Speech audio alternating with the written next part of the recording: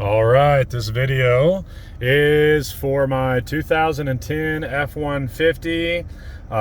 Was having issues with a very rough idle. It is a 2010, it's got 149,000 miles. I know it's not very much, but what was happening is when I would back up, I was backing up on this long driveway, and that's the only time I could get it to all the time produce this error is on this big long backup on this big long driveway. I would come in and it would be like normal RPMs, normal everything. It'd be running great. I'd just get off the highway and come to this place and back up.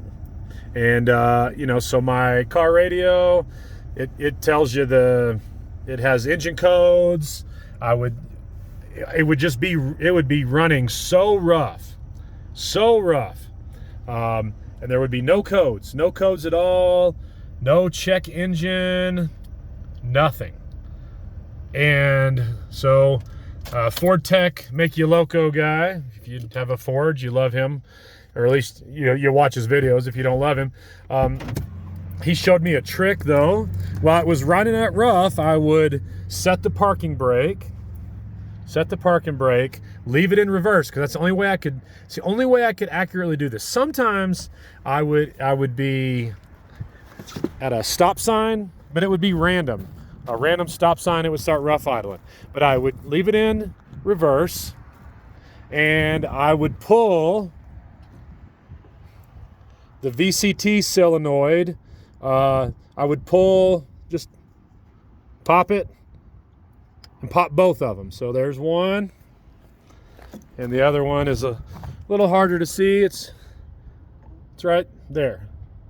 And I would pop those, and my car would start running normal, like it would just be normal. So, but no codes. And this was starting to happen a little more frequently. The idle would get a little rougher.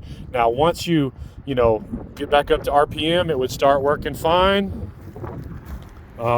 So I did a bunch of internet research and found that it was these VCT solenoids that were the problem.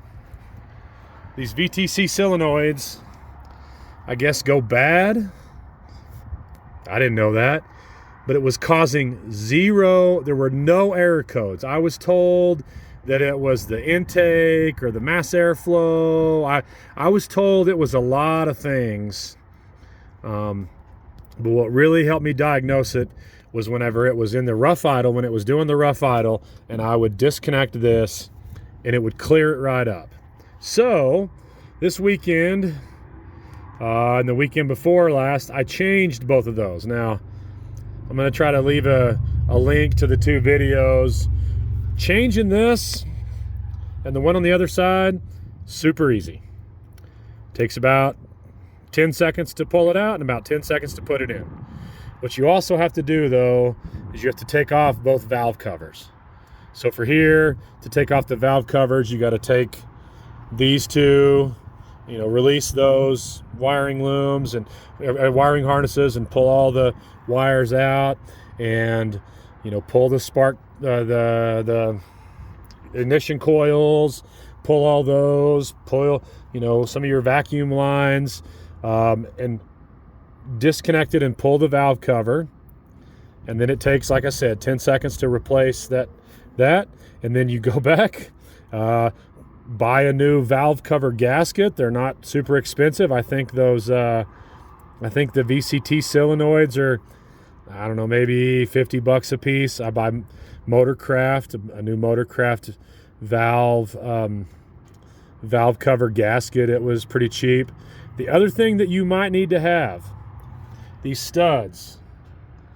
These studs are captured, and they're only supposed to be snugged down to 89 inch-pounds, which is not much, and I broke one. And if you break one, you have to have they're captured. They're in there. They don't come off with the valve cover.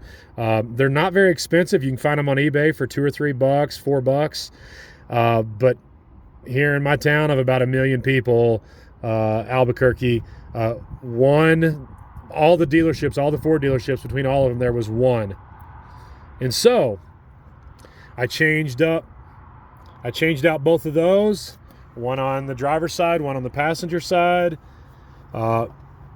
Cleared up my issues. I cannot get it to accurately, to reliably start a rough idle. In fact, since I've changed it out, it hasn't rough idled one time. So if you're having the problem of a rough idle with no codes, okay, no, that's my caveat. I'm not a mechanic. I talked to a lot of them though. They thought it was a lot of other things. They checked, they thought it was the battery. They thought it was a fuel sender. I mean, they thought it was a lot of things. But every time I would show them and it had no codes, they were stumped. And I was able to clear it up by taking off those connectors to the VCT solenoids. So if you're having rough idle occasionally, when you come to a stop, or rough idle whenever you put it in reverse, when the RPMs change and go low, if you're having that, you might consider changing out your VCT solenoids. Now, it's going to take all day unless you're a really good mechanic, which I am not. I'm a total amateur. So I did it though. Hand tools and a couple of power tools, nothing special.